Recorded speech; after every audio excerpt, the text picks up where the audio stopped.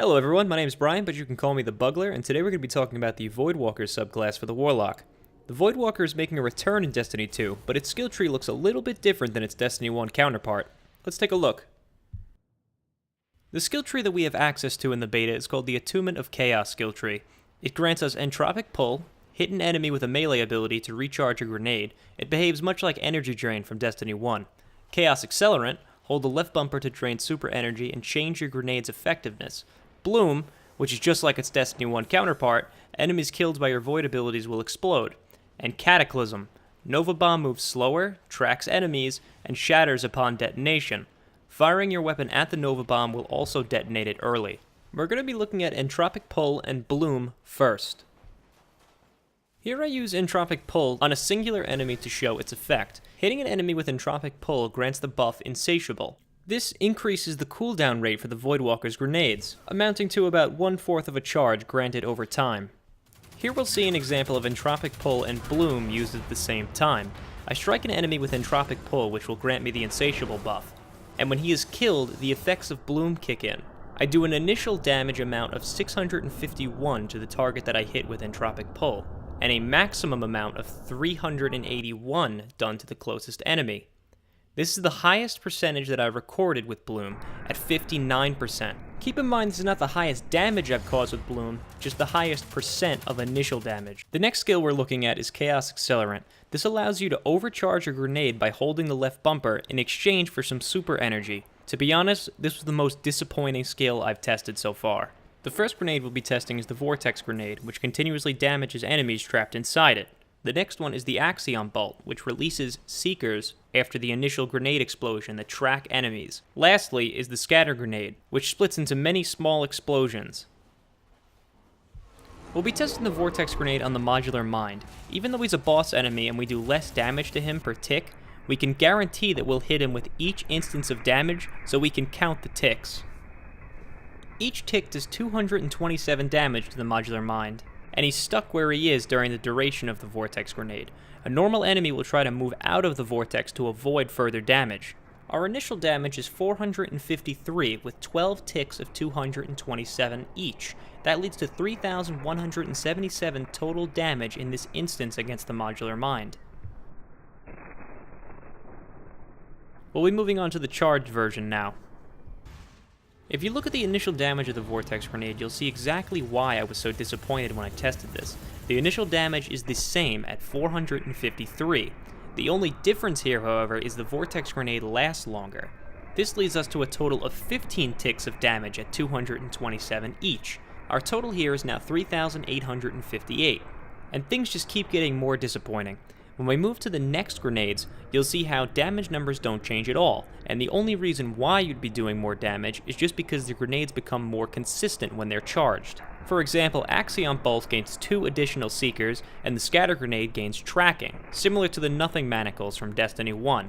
We'll look at the beginning damage and effect of the Accelerant Bolt first, and then the charged version on the same enemy later. You'll see that the uncharged version of Accelerant Bolt has 2 Seekers, and does 1,953 damage to Vex Goblins. The charged version has 4 Seekers, and deals the same 1,953 damage. Another thing to keep in mind is that it does not matter how long you actually hold the charge for. Once the animation is complete, that is the total benefit you'll gain from charging. Next up is the Scatter Grenade, and it works exactly as advertised.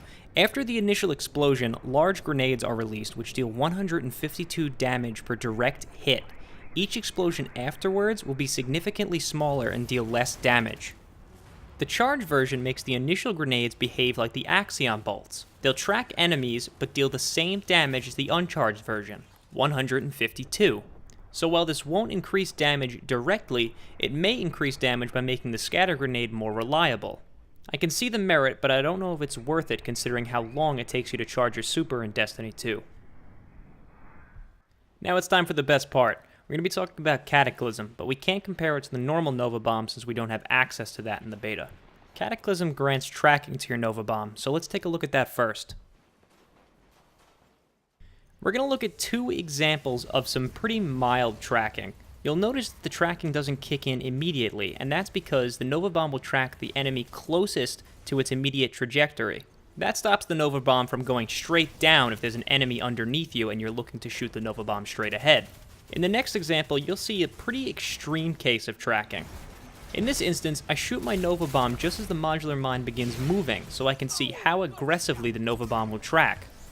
You can see that the Nova Bomb is trying to move into the modular mine, but it has a very wide turn radius. It uses the modular mine almost as a gravitational center and tries to turn around it, but strikes a wall before it's able to connect. The Seekers still connect to their initial target, so we'll be talking about those now. When the Nova Bomb explodes, either by hitting an enemy or you detonating it early, it will release 4 Seekers that'll come out and damage nearby enemies. I calculated the damage of the Seekers to be about 20% of the total damage that a Nova Bomb causes. Here you'll see how you impact the enemy with your Nova Bomb will actually affect how the Seekers come out of it.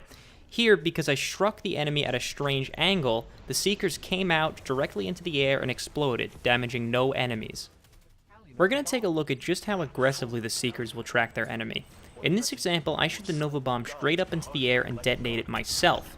Despite the Nova Bomb being very far away from these enemies, all 4 bolts pick enemies and seek them out, damaging them. It's also interesting to note that none of these enemies were in the range of the Nova Bomb's initial tracking, meaning that the Seekers have a much wider radius to track than the Nova Bomb itself. Not only that, but detonating the Nova Bomb early actually has some interesting properties as well. Here I'm testing the Empowering Rifts effect on the Nova Bomb. It has no effect in adding extra damage, but detonating the Nova Bomb early does.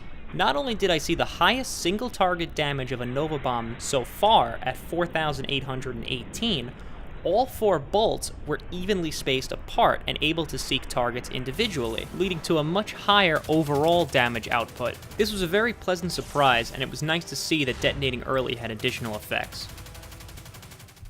Alright, that'll wrap up this video with the Destiny 2 beta. I plan to release a video of my final thoughts of the Destiny 2 beta soon. If you found the video helpful, let me know in the comments below. If you didn't, downvote the video and let me know why. Thanks for watching, I hope to see you again, and good luck getting through the exclusion zone.